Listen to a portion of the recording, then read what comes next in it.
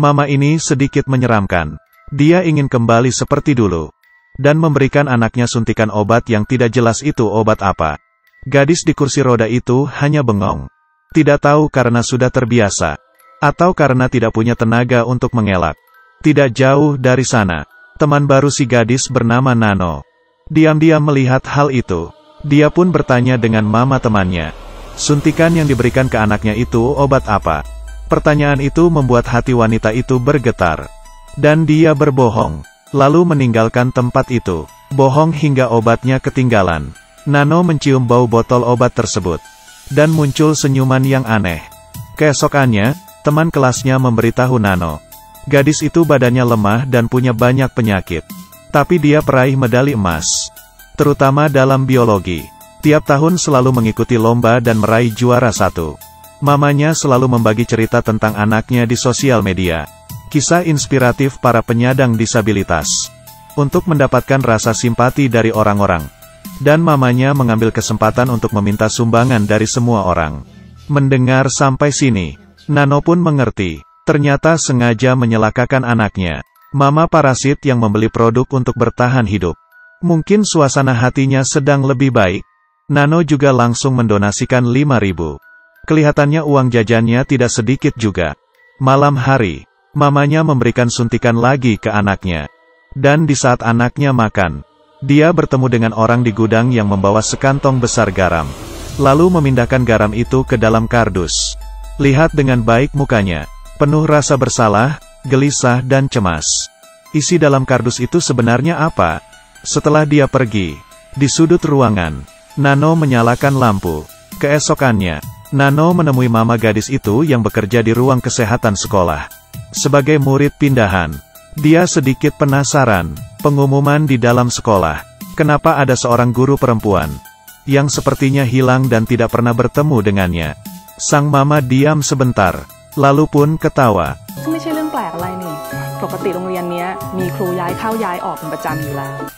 Nano tidak ragu, langsung mengeluarkan botol obat, mengungkap kebenaran tentang mama itu yang mengandalkan anaknya untuk menghasilkan uang. Kemudian, memberikan apa yang dia lihat di gudang kepadanya.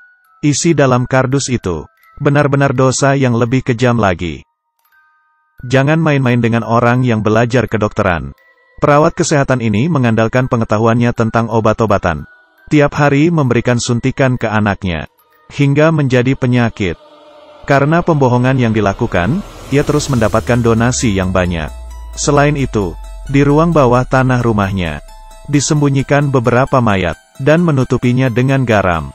Karena dia tahu garam bisa menghilangkan bau busuk mayat. Kalau bukan karena Nano, tidak akan ada yang bisa mengetahui rahasianya. Dan bisa dia sembunyikan untuk selamanya. Nano yang penasaran menanyakan apa alasan dia berbuat seperti itu. Mama itu berkata, "Sini, kamu mendekat.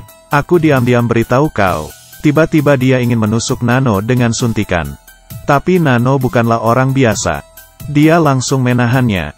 Dan tangan satunya menaikkan HP-nya. Bersiap untuk mengirim foto-foto bukti mayat tersebut. Sekarang posisinya jadi Nano yang memimpin situasi ini. Mama itu berbohong. Mengatakan hal yang orang pun tidak akan percaya. Kebenaran pun mulai muncul. Ternyata, dulu anaknya selalu diintimidasi di sekolah. Dia sudah meminta tolong ke guru.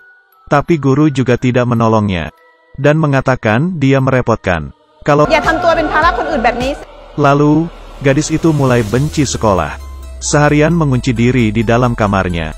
Mempelajari anatomi dan biologi manusia.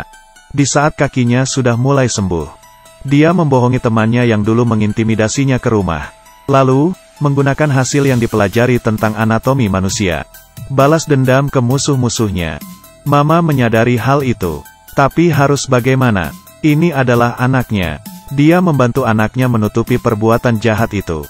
Tapi dia juga tahu, tidak dapat membantu penyalahgunaan. Kemudian, dia mulai memberi anaknya suntikan obat. Ini untuk melindungi anaknya, juga cara untuk melindungi orang lain. Mendengar ini semua, Nano berpikir, karena dia tidak bisa membedakan dengan jelas. Perbuatan mama ini sebenarnya jahat atau tidak. Saat itu, gadis yang diam-diam mendengar itu semua muncul. Dengan bantuan Yuri, musuh Nano, gadis itu berdiri. Gadis itu sama sekali tidak merasa bersalah telah membunuh orang.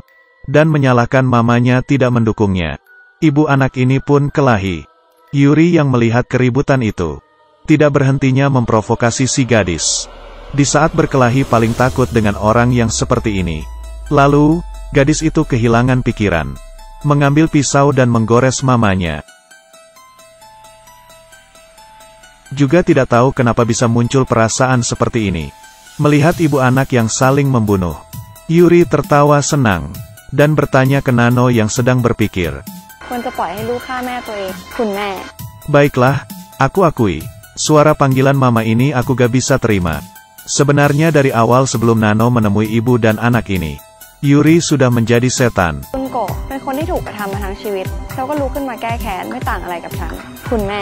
Sangat jarang melihat ekspresi Nano yang seperti ini. Dia menyerah dan berkata ke Yuri. Di saat itu, ibu dan anak ini saling menyakiti. Kau menusukku, aku akan memukulmu juga. Yuri yang melihat semakin senang. Tapi Nano tidak bisa tertawa. Mamanya berulang kali menekankan kesulitannya. Tapi Yuri sudah mencuci otak si gadis sehingga gimana pun dia tetap tidak akan mendengar. Dia berjalan terus ke depan mamanya hingga mamanya bersandar ke pohon. Dan mencekik leher mamanya. Keluar dari naluri bertahan hidup. Mama juga mengarahkan pisau ke leher anaknya. Apakah darah mengalir seperti air itu sebuah lelucon? Saat itu, mamanya tiba-tiba teringat kenangan. Kenangan tentang muka anaknya yang baru lahir. Mau gimana pun dia tetap darah dagingnya. Mama pun melepaskan pisaunya, dan langsung memeluk anaknya. Tapi pikiran jahat anak itu sudah terlalu dalam. Dia perlahan-lahan mengambil pisau dari mamanya. Nano pun akhirnya memilih untuk mempercayai sang mama. Dia tidak tahan lagi melihat kelakuan sang gadis. Dan sangat tidak disangka, sang mama ternyata pikiran jahatnya lebih parah lagi dibandingkan anaknya. Dia merebut pisau dan menusuk Nano. Dan memarahinya. Nano kecewa dan tidak melakukan apa-apa. Kelihatannya dia sudah sangat capek. Hati jahat manusia itu sangat ribet. Bahkan rasa cinta pun bisa menjadi keegoisan. Tunggu hingga sang mama mulai kembali stabil. Anaknya perlahan-lahan mendekatinya. Kau kira dia akan berubah? Tidak akan. Dia tetap menuruti perintah Yuri. Yuri menggoreskan sendiri telapak tangannya. Dan menyuapkan darah setan itu ke si gadis. Dia akan mendirikan kelompok sendiri. Apa benar zaman Nano benar-benar sudah selesai? Di akhir cerita, Yuri dan gadis itu di bawah. Dan dari atas, ada seorang yang tampak dari belakang kita semua kenal. Nano Dewa Abadi.